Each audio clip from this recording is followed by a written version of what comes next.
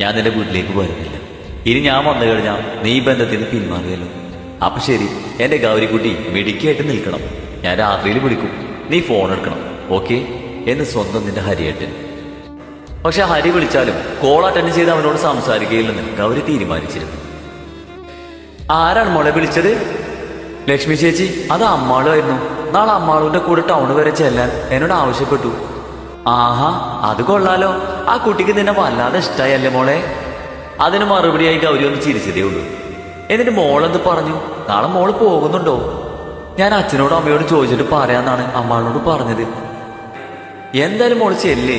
ആ കുട്ടി ആദ്യമായിട്ട് നിന്നെ വിളിക്കുന്നതല്ലേ. തന്നെയല്ല, വിവാഹം ഉറപ്പിച്ച സ്ഥിതിക്ക് ഇനി ഒന്ന് പോയാലും കുഴപ്പമില്ല. അതൊക്കെ പോട്ടെ ഗൗരി, നീ നന്ദൂരോട് നിന്റെ വിവാഹക്കാര് സംസാരിച്ചോ? ഞാൻ പറഞ്ഞിരുന്നു ചേച്ചി, പക്ഷെ ഇന്ന് ഹരിയുടെ വീട്ടുകാരെത്തുന്ന കാര്യം ഞാൻ അവളോട് പറഞ്ഞില്ല. എനിക്ക് വിളിച്ച് പറയാൻ മേലായിരുന്നു നിനക്ക്. കഴിഞ്ഞ ദിവസം നീ ഹരിയുടെ കാര്യമൊന്നും പറഞ്ഞില്ലെന്ന് നന്ദു അമ്മയോട് ഒരുപാട് പരാതി പറഞ്ഞിരുന്നു. അതുകൊണ്ട് നീ ഇപ്പൊ തന്നെ നന്ദുവിനെ വിളിച്ച് കാര്യങ്ങളൊക്കെ പറ. ഞാൻ അവളോട് കാര്യങ്ങളൊക്കെ പറയാൻ ചേച്ചി. അവള് ഫോണെടുത്ത് നന്ദുവിനെ വിളിച്ചു. അന്ന് രാത്രിയിൽ ഹരി 1-2 പ്രാവശ്യം ഗൗരിയെ ഫോണിൽ വിളിച്ചിരുന്നു. പക്ഷെ ഗൗരി ഫോൺ എടുത്തില്ല. നാളെ കാലത്ത് നമുക്ക് പോകണമെന്ന് അമ്മാളിന്റെ ഒരു മെസ്സേജ് കൂടി ഗൗരിയുടെ ഫോണിലേക്ക് വന്നിരുന്നു. താൻ വരാന്ന് അവൾ അമ്മാളിന് മറുപടി നൽകി. അടുത്ത ദിവസം കാലത്ത് തന്നെ മേലെടുത്ത് വീട്ടിൽ ഹരിയുടെയും ഗൗരിയുടെയും വിവാഹത്തിന്റെ മുഹൂർത്തം കുറിക്കാനായി പണിക്കർ എത്തിച്ചേർന്നിരുന്നു. ശ്രീദേവി പൂജാമുറിയിൽ ഗുരുവായൂരപ്പന്റെ വിഗ്രഹത്തിന് മുന്നിൽ വിളക്കുകൾ വെച്ച് പ്രാർത്ഥിച്ചു. ശ്രീദേവിയുടെ നിർദ്ദേശപ്രകാരം അമ്മാള് ഗൗരിയുടെ ജനനത്തീയതിയും സമയവും എഴുതി മേടിച്ചു വെച്ചിട്ടുണ്ടായിരുന്നു. ഹരിയുടെയും ഗൗരിയുടെയും ജനനത്തീയതിയും സമയവും പണിക്കർക്ക് ശ്രീദേവി പറഞ്ഞു കൊടുത്തു. പണിക്കർ ഇരു ജാതകങ്ങളും സസൂക്ഷ്മവും പരിശോധിച്ചു. ജാനകിയമ്മയും ഗോപിനാഥ മേനോനും മറ്റു കുടുംബാംഗങ്ങളും അവിടെ ഉണ്ടായിരുന്നു. ഹരിയുടെ മുഖത്ത് അല്പം ടെൻഷൻ കാണും. ഒരു പ്രശ്നമുണ്ടല്ലോ മേനോനെ. പണിക്കരുടെ വാക്കുകൾ മുടങ്ങി. എല്ലാ മുഖത്തും ഉത്കണ്ഠ നിറഞ്ഞു. എന്താണിപ്പോ പ്രശ്നം? ജാനകിയമ്മയാണ് ആദ്യം ആരാഞ്ഞത്. 20 ദിവസത്തിനുള്ളിൽ കുട്ടികളുടെ വിവാഹം നടത്തണം. അത് കഴിഞ്ഞാ പെൺകുട്ടിക്ക് ഏഴശനിയുടെ കാലഘട്ടമാണ്. അപ്പൊ വിവാഹം നടക്കാതിരിക്കുന്നതാണ് ഉത്തമം. അതുകൊണ്ട് നടത്തുകയാണെങ്കിൽ 20 ദിവസത്തിനുള്ളിൽ വിവാഹം നടത്തണം. അല്ലെങ്കിൽ പിന്നെ 1.5 വർഷം കഴിഞ്ഞിട്ടാവാം വിവാഹം. അപ്പൊ ഒരു പ്രശ്നമുള്ളത്, ഹരി ദശകാലാണ് വരാൻ പോകുന്നത്. ആ സമയമൊക്കെ വർജിക്കുന്നതാണ് നല്ലത്. അതുകൊണ്ട് പറ്റുമെങ്കിൽ പെൺകുട്ടികളുടെ വീട്ടുകാരുമായി ആലോചിച്ചിട്ട് 20 ദിവസത്തിനുള്ളിൽ വിവാഹം നടത്തുകയാണെങ്കിൽ ഉത്തമമായ ദാമ്പത്യമാണ് ഫലം. അത് കേട്ടതും എല്ലാ മുഖത്തും ആശ്വാസം നിറഞ്ഞു. അത് തങ്ങൾ സംസാരിച്ച് തീരുമാനിച്ചോളാന്ന് ഗോപിനാഥ മേനോൻ പണിക്കർക്ക് മറുപടി നൽകി. വേറെ എന്തെങ്കിലും പ്രശ്നമുണ്ടോ ജാതകത്തിലെന്ന് ജാനകിയമ്മയും ശ്രീദേവിയും പണിക്കരോട് ചോദിച്ചു. കുഴപ്പമൊന്നുമില്ല, പിന്നെ എല്ലാം ഈശ്വരന്റെ കയ്യിലാണെന്ന് അയാൾ മറുപടി പറഞ്ഞു. പെൺകുട്ടിയുടെ വീട്ടിൽ കൂടി കാര്യങ്ങൾ അവതരിപ്പിച്ചിട്ട് മുഹൂർത്തം കുറിക്കുവാനായി ഒരു തവണ കൂടി വരുവാൻ ഗോപിനാഥ മേനോൻ പണിക്കരോട് ഇറങ്ങുവാൻ നേരം പറഞ്ഞു.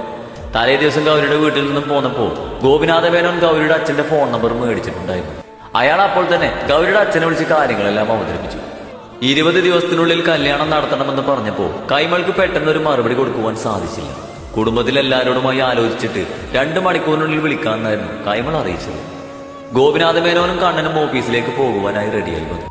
അമ്മാളുവിന് ഹരിയെയും കൂട്ടി ചെറിയ ഷോപ്പിങ്ങിന് പോകണമെന്ന് പറഞ്ഞതിനാൽ ഹരിയോട് ഉച്ചയ്ക്ക് ശേഷം ഓഫീസിലേക്ക് വന്നാൽ മതിയെന്നാണ് മേനോൻ അറിയിച്ചത്. കൃത്യം 11 മണിയായപ്പോൾ തന്നെ അമ്മാളും ഹരിയും ഗൗരിയുടെ വീടിനടുത്തുള്ള വഴിയിൽ അവളെയും കാത്തുനിന്നു. അമ്മാള് ഫോൺ വിളിച്ചതിന് ശേഷമാണ് ഗൗരി വീട്ടിൽ നിന്ന് ഇറങ്ങിയത്. ഗൗരി പോകുവാനായി റെഡിയായി നിന്നപ്പോഴാണ് അച്ഛൻ വീട്ടിലേക്ക് കയറി വന്നത്. ലക്ഷ്മിയോടും അമ്മയോടും മേനോൻ വിളിച്ചു പറഞ്ഞ കാര്യങ്ങൾ അയാൾ പറഞ്ഞു. ഇത്ര പെട്ടെന്ന് എങ്ങനെയാണ് അതിനുള്ള സാമ്പത്തികമൊക്കെ വേണ്ടതെന്ന് സീത ആകുലപ്പെട്ടു. പക്ഷെ 1.5 വർഷം കാത്തിരിക്കണമെന്ന് ഓർത്തപ്പോൾ അവൾ മൗനം പാലിച്ചു. ഗൗരിയോടാണെങ്കിൽ ലക്ഷ്മി ഇതിനെക്കുറിച്ച് സംസാരിച്ചപ്പോൾ എല്ലാരും കൂടി ആലോചിച്ച് വേണ്ടത് ചെയ്യാനാണ് അവൾ ചേച്ചിയോട് പറഞ്ഞത്. ദേ ഏട്ടത്തി വരുന്നുണ്ടല്ലോ. ഹരി നോക്കിയപ്പോ ഗൗരി നടന്നു വരുന്നതാണ് കണ്ടത്. ചന്ദൻ നിറമുള്ള ഒരു സൽവാറാണ് അവളുടെ വേഷം. ഗൗരി അടുത്തേക്ക് വന്നതും അമ്മാള് കാറിൽ നിന്നിറങ്ങി ഗൗരിയെ കെട്ടിപ്പിടിച്ച് അവളുടെ കവിളിൽ ഒരു മുത്തം കൊടുത്തു. പെട്ടെന്നുള്ള അവളുടെ പ്രവൃത്തിയിൽ ഗൗരി ആകെ വല്ലാണ്ടായി പോയി. അവളുടെ കവിളൊക്കെ ചുവന്നു വന്നു. യോ നോക്കിക്കേട്ടാ, ഞാനൊരു ഉമ്മ കൊടുത്തപ്പോഴേക്കും കവിളുകൾ ഇത്രമാത്രം തൊടുത്തെങ്കിൽ ഏട്ടൊരു ഉമ്മ കൊടുക്കുമ്പോഴേക്കും എന്താകും ഈ ഗൗരി പെണ്ണിന്റെ അവസ്ഥ? അമ്മാളും സമയം പോകുന്നു, നീ വന്ന് വണ്ടി കയറി, ഹരി അല്പം ദേഷ്യത്തിൽ പറഞ്ഞു. ഗൗരിയെ ഹരിയുടെ അടുത്തിരുത്തുവാനായി അമ്മാള് ശ്രമിച്ചെങ്കിലും അവൾ സമ്മതിച്ചില്ല. അവൾ പിന്നിലാണ് കയറിയത്. ഒപ്പം അമ്മാളും കയറി. ഹരി ഇടയ്ക്കൊക്കെ മിററിൽ കൂടി ഗൗരിയെ നിരീക്ഷിക്കുന്നുണ്ട്. അവളുടെ മിഴികൾ ഒരിക്കൽ പോലും ഹരിയെ തേടി ചേർന്നില്ല. അവൾ അമ്മാളുടെ ചോദ്യങ്ങൾക്ക് ഉത്തരം പറയുകയാണ്. 20 ദിവസത്തിനുള്ളിൽ കല്യാണം നടത്തണമെന്ന് പണിക്കർ പറഞ്ഞ കാര്യം അമ്മാള് ഗൗരിയോട് പറഞ്ഞു. താനും അത് അറിഞ്ഞെന്നും അച്ഛനും അമ്മയും ആലോചിച്ചിട്ട് ഒരു തീരുമാനമെടുക്കുമെന്നും ഗൗരി അറിയിച്ചു. മേനോൻ ആൻഡ് സൺസ് എന്നെഴുതിയ ഷോപ്പിംഗ് മാളിന് മുമ്പിലാണ് വണ്ടി ചെന്ന് നിന്നത്. അമ്മാളും അച്ഛനും കണ്ണേട്ടനൊക്കെ കാണില്ല അവിടെ, നമുക്ക് വേറെ എവിടെയും പോയാൽ മതിയായിരുന്നു. ഗൗരിക്ക് ഒരു വീർമുട്ടൽ അനുഭവപ്പെട്ടു. ആ അച്ഛനും കണ്ണേട്ടനൊന്നും ഇവിടെ ഇല്ല, ഏടത്തി പോരൂ. അമ്മാള് ഗൗരിയുടെ കയ്യിൽ പിടിച്ചു വലിച്ചു. താൻ ഇറങ്ങിക്കും ഗൗരി, ഇവിടെ അച്ഛനും ഏട്ടനൊന്നുമില്ല. ഹരിയും കാറിൽ നിന്ന് ഇറങ്ങിയിട്ട് ഗൗരിയെ ക്ഷണിച്ചു. അങ്ങനെ ഗൗരിയും അവരുടെ ഒപ്പം മാളിലേക്ക് പ്രവേശിച്ചു. ഹരിയെയും അമ്മാളുവിനെയും കണ്ട് ജീവനക്കാർ ഭവ്യതയോടെ നോക്കി നിന്നു. കുറെ ആളുകൾ ഹരിയെ വിഷ് ചെയ്തു. ഹരിശങ്കർ മേനോൻ എന്ന ബോർഡ് വെച്ച റൂമിലേക്ക് ഹരി കയറിപ്പോയി. അമ്മാളാണെങ്കിൽ ഗൗരിയെയും കൂട്ടി അതിലെല്ലാം പാറി നടന്നു. അരമണിക്കൂർ കഴിഞ്ഞപ്പോൾ മുതൽ ഗൗരി വീട്ടിൽ പോകണമെന്ന് അവളോട് ആവശ്യപ്പെട്ടു. ഏട്ടന് 1-2 ഫയൽസ് നോക്കാനുണ്ട്, അത് നോക്കിയാൽ ഉടനെ തന്നെ നമുക്ക് മടങ്ങാന്ന് അമ്മാള് ഗൗരിയോട് പറഞ്ഞു. ഗൗരിക്ക് 3-4 സെൽവാർ സെറ്റും അതിന് ചേരുന്ന ഓർണമെന്റ്സും പിന്നെ 1-2 ചപ്പൽസും ഒക്കെ അമ്മാള് മേടിച്ചു. ഗൗരിയോട് അവൾ കളേശൊക്കെ ഏതാണ് എടുക്കണമെന്ന് ചോദിച്ചപ്പോ ഗൗരി കരുതിയത് അമ്മാളിന് വേണ്ടിയായിരിക്കും എന്നാണ്. അല്പസമയം കഴിഞ്ഞപ്പോ ഹരിയും അവർക്ക് അരികിലേക്ക് വന്നു. അവൻ പക്ഷേ ഗൗരിക്കായി ഒന്നും എടുത്തിരുന്നില്ല. അതൊക്കെ വിവാഹത്തിന് ശേഷം മതിയെന്ന് അവൻ ഓർത്തു. ഇടയ്ക്കൊരു പ്രാവശ്യം ഒരു കൊച്ചുകുട്ടി വന്ന് അവന്റെ അമ്മയാണെന്ന് കരുതി ഗൗരിയെ പിടിച്ചു. പെട്ടെന്ന് പിന്നിലേക്ക് പോയി അവളെ ഹരി വീഴാതെ പിടിച്ചു.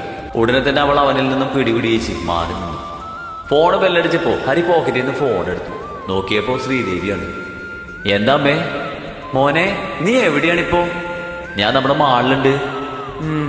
മോനെ, അമ്മ വിളിച്ചത് ഒരു കാര്യം പറയാനാണ്. എന്താ അമ്മേ? ഗൗരിയുടെ വീട്ടിൽ നിന്ന് വിളിച്ചിരുന്നു. അവർക്ക് 20 ദിവസത്തിനുള്ളിൽ തന്നെ വിവാഹം നടത്താൻ സമ്മതമാണെന്ന് അറിയിച്ചു. ഞാനത് പറയാനാണ് നിന്നെപ്പോ വിളിച്ചത്. അതെയോ? ഓക്കെ അമ്മേ. അവൻ അതീവ സന്തോഷത്തോടെ ഗൗരിയെ നോക്കി. അമ്മാളെ ഏതൊരു ഡ്രസ്സ് എടുത്തിട്ട് അത് ഇട്ടു നോക്കുവാൻ ട്രയൽ റൂമിലേക്ക് കയറിയതാണ്. ഗൗരി പുറത്ത് അവളെ വെയിറ്റ് ചെയ്യുകയാണ്. അവൻ വരുന്നത് കണ്ട് ഗൗരി അല്പം മാറി നിന്നു. ഗൗരിക്കുട്ടി, നീ ഈ ഹരിയുടെ സ്വന്തമാകാൻ ഇനി കുറച്ച് ദിവസങ്ങൾ മാത്രമേ ബാക്കിയുള്ളൂ. പതിഞ്ഞ ശബ്ദത്തിൽ അവളുടെ കാതോർജെന്ന് അവൻ പറഞ്ഞു. ഗൗരി ഞെട്ടിപ്പിടിച്ചുകൊണ്ട് അവനെ തിരിഞ്ഞു നോക്കി. അവനെപ്പോൾ ഒന്ന് കണ്ടെങ്കിൽ കാണിക്കുകയാണ് ചെയ്തത്. അപ്പോഴേക്കും അമ്മാളും ഇറങ്ങി വന്നു. എന്തേട്ടാ ഏട്ടന്റെ മുഖത്ത് പതിവില്ലാത്തൊരു സന്തോഷം? അമ്മ വിളിച്ചിരുന്നു. ആണോ? എന്തിന്? അത് ഗൗരിയുടെ വീട്ടിൽ നിന്ന് ഗൗരിയുടെ അച്ഛൻ വിളിച്ചു. 20 ഡേയ്സിനുള്ളിൽ വിവാഹം നടത്താൻ അവർക്ക് സമ്മതമാണെന്ന് പറഞ്ഞു. അവനത് പറയുകയും അമ്മാള് ഓടി വന്ന് ഗൗരിയെ കെട്ടിപ്പിടിച്ചു. ഗൗരി പക്ഷെ കേടത്തി വിശ്വസിക്കാനാവാതെ നിൽക്കുകയാണ്. എടുത്തി സന്തോഷായോ? ഇനി എടുത്തി ഞങ്ങളുടെ വീട്ടിൽ വരാൻ അധികം ദിവസമൊന്നുമില്ല കേട്ടോ. എന്തൊക്കെ കാര്യങ്ങൾ ചെയ്തു തീർക്കാനുണ്ട്. ഡ്രസ്സ് എടുക്കണം, അത് സ്റ്റിച്ച് ചെയ്യാൻ കൊടുക്കണം, പിന്നെ ഓർണമെന്റ്സ്. അമ്മാളും ഡ്രസ്സ് ഇഷ്ടമായെങ്കിൽ നമുക്കത് എടുക്കാം, എന്നിട്ട് പോകേണ്ടേ? ഇപ്പൊ തന്നെ നമ്മൾ താമസിച്ചു. ഗൗരി എടുക്കാൻ കൂട്ടി. ഓ, ഈ കുട്ടിയുടെ കാര്യം എന്റെ ഏട്ടാ, ഈ ഗൗരിയോടത്തേക്ക് ഇത് എന്തൊരു പേടിയാണ്. കെട്ടാൻ പോകുന്ന ചെക്കനാണ് കൂടെ ഉള്ളത്, എന്നിട്ട് ഏതൊക്കെ പേടിയും പരവേശം മാത്രം ബാക്കി. അമ്മാളു, നമുക്ക് പോയേക്കാം, എനിക്ക് ഓഫീസിൽ പോകണം. ഹരിയും പറഞ്ഞു. ഓക്കെ, എന്നാ നമുക്ക് ഫുഡ് കഴിച്ചാലോ? വേണ്ട അമ്മാളു, എനിക്ക് വിശക്കൊന്നുമില്ല. എന്നെ ആ ബസ് സ്റ്റോപ്പിൽ വിട്ടിട്ട് നിങ്ങൾ പോയി കഴിക്കുമോ? അതൊന്നും പറഞ്ഞാൽ പറ്റില്ല. ഫുഡ് കഴിച്ചിട്ട് നമുക്ക് വേഗം പോകാം. ഹരി ഗൗരിയെ നോക്കി പറഞ്ഞു. വേണ്ട ഹരി, ഇപ്പൊ തന്നെ ഒരുപാട് സമയമായി, എനിക്ക് പോകണം. എങ്കിൽ നമുക്കൊരു ജ്യൂസ് കുടിക്കാം, എന്നിട്ട് ഏടത്തിയെ കൊണ്ടുപോയി വിടാം. അതും പറഞ്ഞുകൊണ്ട് അമ്മാൾ അവളുടെ കയ്യിൽ പിടിച്ചുകൊണ്ട് നടന്നു കഴിഞ്ഞു. ഹരിയെയും ഗൗരിയെയും അമ്മാൾ ചേർത്ത് നിർത്തി കുറെ ഫോട്ടോസൊക്കെ എടുത്തു. എന്റെ ഏട്ടത്തി എന്തിന് ഇത്രയും ഗ്യാപ്പിട്ട് നിൽക്കുന്നേ? എനിക്കിപ്പോഴൊരു സംശയം കേട്ടോ, നിങ്ങൾ ശരിക്കും ലബ്ബായിരുന്നോന്ന്? ഗൗരിയുടെ ഹൃദയത്തിൽ ഒരു കൊളുത്തിപ്പിടിക്കലുണ്ടായി. അവളുടെ മുഖത്ത് വിരിഞ്ഞ ഭാവം ഒപ്പിയെടുക്കുകയായിരുന്നു ഹരി. വല്ലാതെ പിഴയുന്ന അവളുടെ മിഴികൾ നോക്കിയിരിക്കുകയാണ്. ഇടയ്ക്ക് അമ്മാളുവിന്റെ ഫോണ് ശബ്ദിച്ചു. അവൾ ഫോണുമായിട്ട് എഴുന്നേറ്റ് പോയി. ഗൗരി, ഹരി വിളിച്ചെങ്കിലും ഗൗരി അവനെ നോക്കിയില്ല. ഗൗരി, താൻ എന്താണെന്നും സംസാരിക്കാത്തത്? എന്നോട് ദേഷ്യമാണ് ഇപ്പോഴും. പ്ലീസ് ഹരി, എനിക്ക് നിങ്ങളോട് സംസാരിക്കാൻ താല്പര്യമില്ല.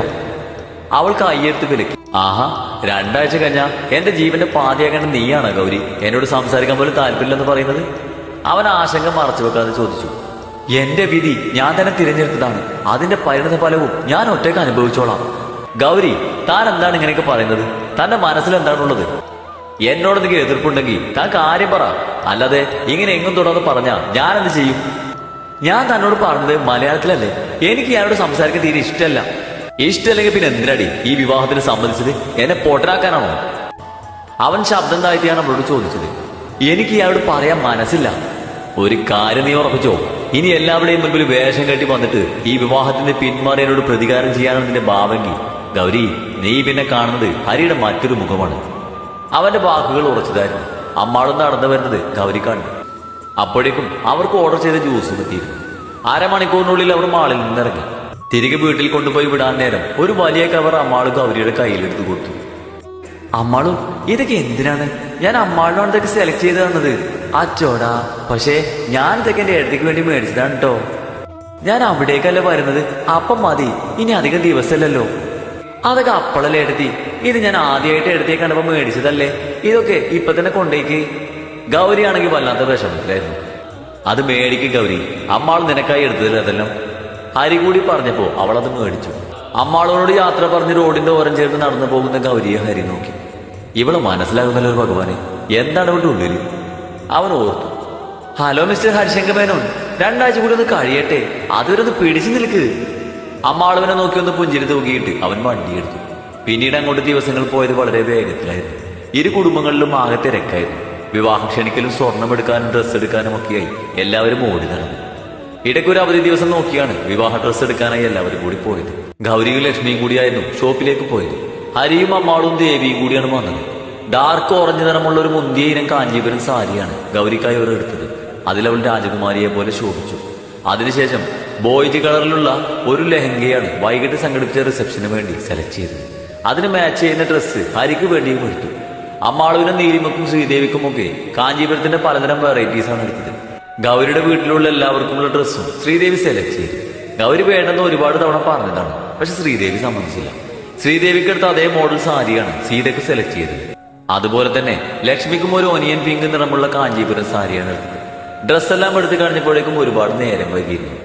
ഗൗരിയെയും ലക്ഷ്മിയെയും അവരുടെ വീട്ടിൽ കൊണ്ടുവന്നാക്കിയതിനു ശേഷമാണ് ശ്രീദേവിയും ഹരിയും തിരിച്ചു പോയത്. അങ്ങനെ ദിവസങ്ങൾ പെട്ടെന്ന് പോയിക്കൊണ്ടിരുന്നു.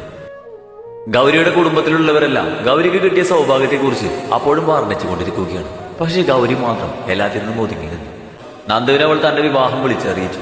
അടുത്ത ദിവസം നേരിട്ട് വന്നോളാന്ന് ഗൗരി പറഞ്ഞു. ഇടയ്ക്കൊക്കെ ഹരിയുടെ കോള് വന്നെങ്കിലും ഗൗരി മനഃപൂർവ്വം അവന്റെ ഫോൺ റിജക്ട് ചെയ്തു. അങ്ങനെ കല്യാണ ദിവസം വന്നത് കാലത്ത് തന്നെ ഗൗരി ഉണർന്നു. തന്റെ കണ്ണന്റെ മുമ്പിൽ അവൾ പോയിരിക്കുകയാണ്. ഫോണിലെന്തോ മെസ്സേജ് വന്നതും അവൾ എടുത്തു നോക്കി. അഭിയേട്ടനാണ്.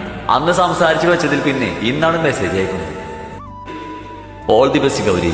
ഗൗരിയുടെ പുതിയ ജീവിതത്തിലേക്ക് എല്ലാവിധ ആശംസകളും നേരുന്നു. എന്നാലും എന്റെ ഹൃദയത്തിൽ എന്നും തനിക്കൊരു സ്ഥാനം ഉണ്ടാവും ഗൗരി. അതിനൊരു മാറ്റമില്ല. ഈ ജന്മം നീ എന്നിൽ നിന്ന് പോകുകയാണെന്ന് എനിക്ക് മനസ്സിലായി.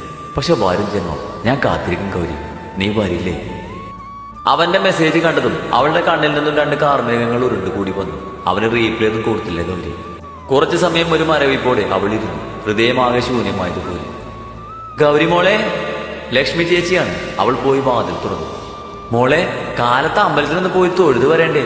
നീ കുളിച്ച് റെഡിയാക്ക്, നമുക്ക് വേഗം പോയിട്ട് വരാം.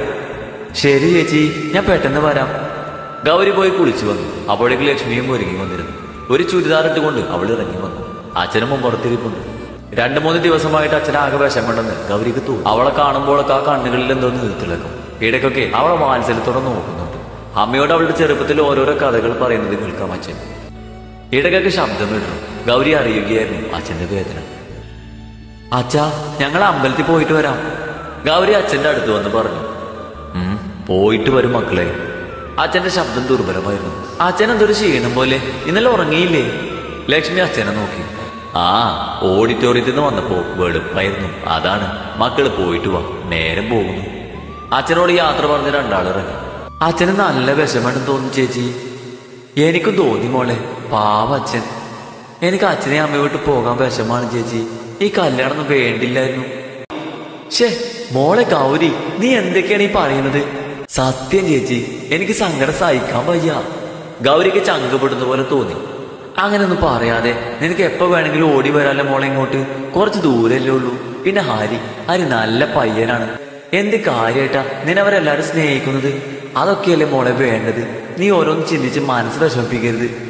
ലക്ഷ്മിയുടെ വാക്കുകളൊന്നും ഗൗരിക്ക് ആശ്വാസമായില്ല. അവളുടെ മനസ്സിൽ വിങ്ങുന്ന നെഞ്ചുമായി നിൽക്കുന്ന അവളുടെ പാവ അച്ഛനായിരുന്നു.